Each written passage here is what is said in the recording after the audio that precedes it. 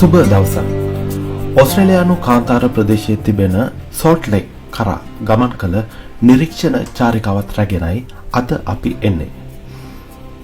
Salt lake ගැන අහලා තියෙනවද?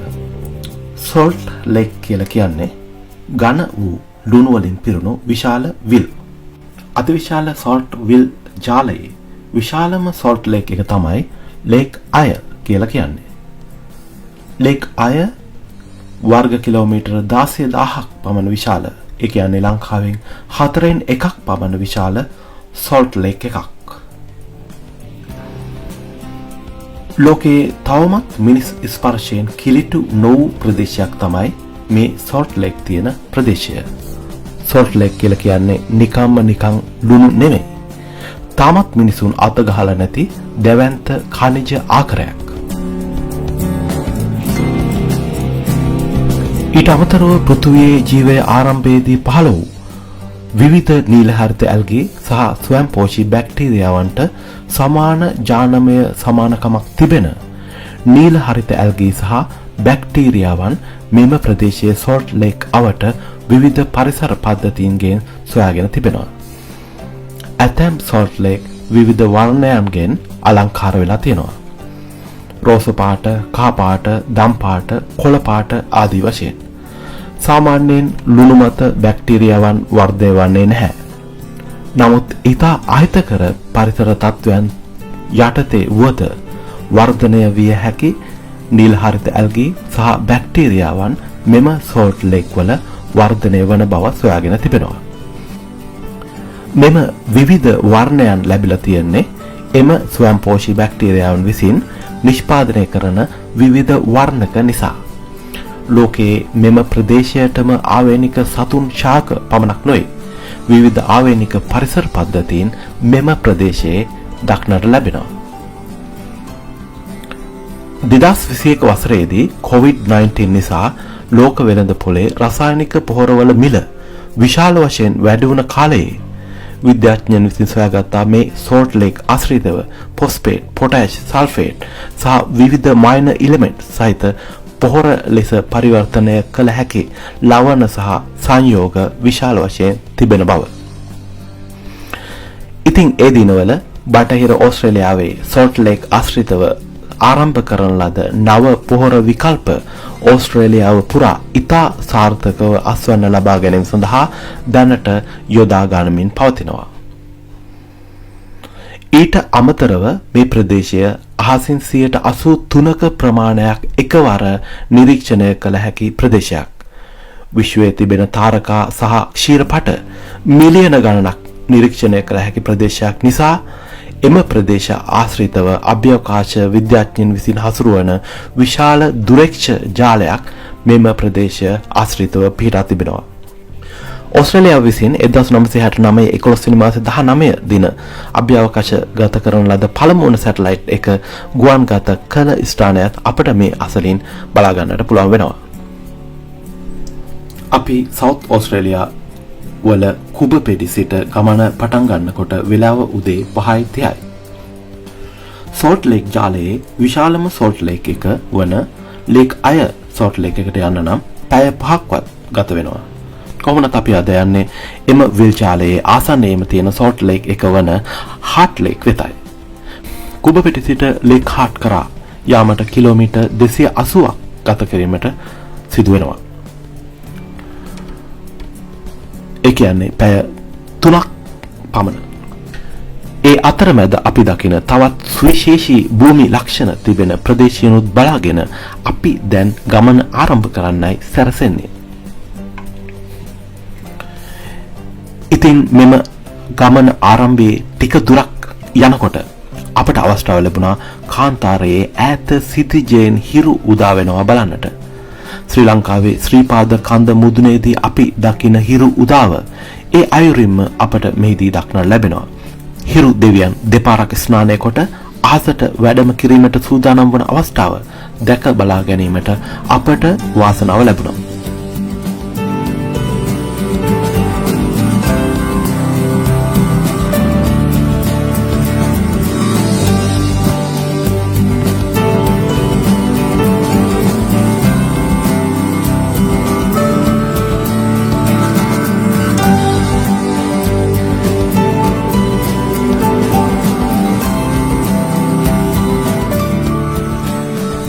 අපි දැන් පසු කරමින් පවතින මෙම ප්‍රදේශයේ වසර මිලියන 200කට පමණ පෙර මහා සාගරය තමයි තිබිලා තියෙන්නේ.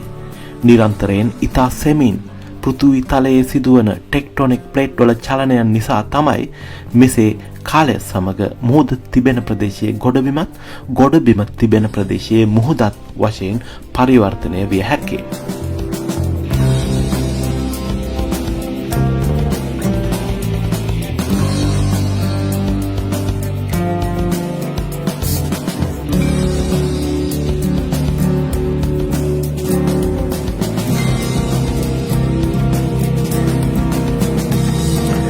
අපි දැන් අවට දකින පරිසරය හරියට මුහුදු පතුල වගේ නේද? ඉතින් මේ ඛනිජ සංයුතිය ගත්තත් එය මුහුදු පතුලක තියෙන මූලද්‍රව්‍ය සහ අණුක සංයුතියට යම් සමානත්වයක් දක්වනවා. එපමණක් නොවේ. පොළොව යට හැරුවොත් අවුරුදු මිලියන ගණන් පරණ සාගරයේ ජීවත් වූ ජීවීන්ගේ පොසිල සොයා ගන්නත් පුළුවන්.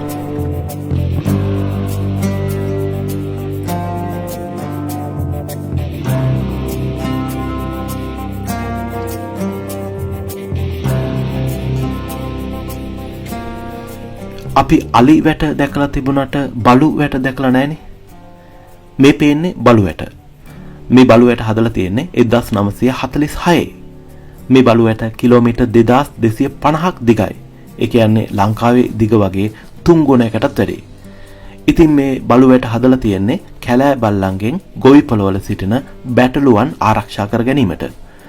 අක්කර දසදහස් ගණන් විශාල ගොවිපළවල් හිමි ගොවින් විසින් මෙම බලුවැට එලෙසම අදටත් පවත්වාගෙන යනවා.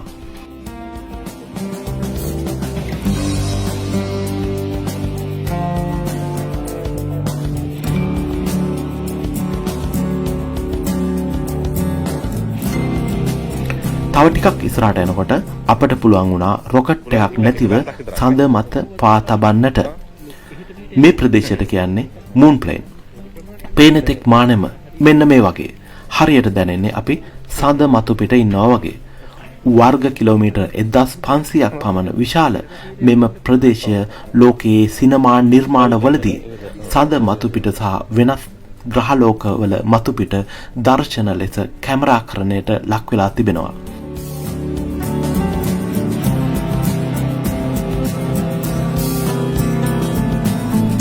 Mad Max, Blood Moon, Priscilla, Queen of the Desert, Pitch Black, The Red Planet, The Last Days in Mars වැනි ලෝක ප්‍රසිද්ධ වෙනත් ග්‍රහලෝක ආශ්‍රිත නිර්මාණ සිනමා නිර්මාණ නිෂ්පාදනය වෙලා තියෙන්නේ මේ භූමිය මත.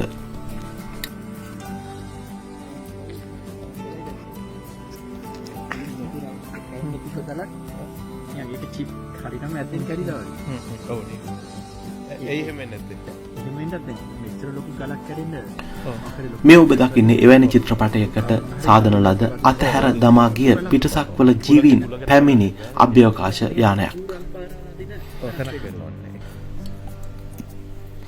කුබපෙඩි සිට හාට්ලේක් කරා යාමට කිලෝමීටර් 280ක් තියෙනවා. ස්ටුවර්ට් හයිවේ එකෙන් ඉදිරියට ග්ලැන්ඩම්බු පසු කරලා ගිහින් ඊට පස්සේ විවිධ භූ විෂමතාවයන් පසු කරමින් එක හීයට එක දිගට සිතිජය දක්වා කෙලින් තිබෙන ගුරු පාරවල් දිගේ හාට්ලේක් වෙත යන ගමන දුෂ්කර සහ අවදානම් සහිත ගමනක්. මේ ගමනට අනිවාර්යෙන් 4D වාහනයක්, සැටලයිට් දුරකථන සහ සැටලයිට් ට්‍රැකර් එකක් තියෙන්නට ඕනේ. නැතිනම් ඇත්තටම මෙම ගමන අනාරක්ෂිත ගමනක් කියලා කියන්න පුළුවන්. කාන්තාරය හරහා පැය 3ක දීර්ඝ ගමනකින් පසුව අපට හැකි වුණා ලේක්හාට් ආශ්‍රිත රක්ෂිත භූමියට පැමිණෙන්නට. කටු පඳුරු, පතෝ, ලයිකන, හාවුන්, කැංගරුවන්, වොලබී අප පසු කළ ගල් මුල් සහිත බොරළු පාරවල් වල තැන තැන බලාගන්න පුළුවන් වුණා. එලේ ඉතින් හරිම රස්නේ. පැය 3ක පමණ ගමනකින් පස්සේ අපට හැකි වුණා ලේක්හාට් වෙත ළඟා වන්නට.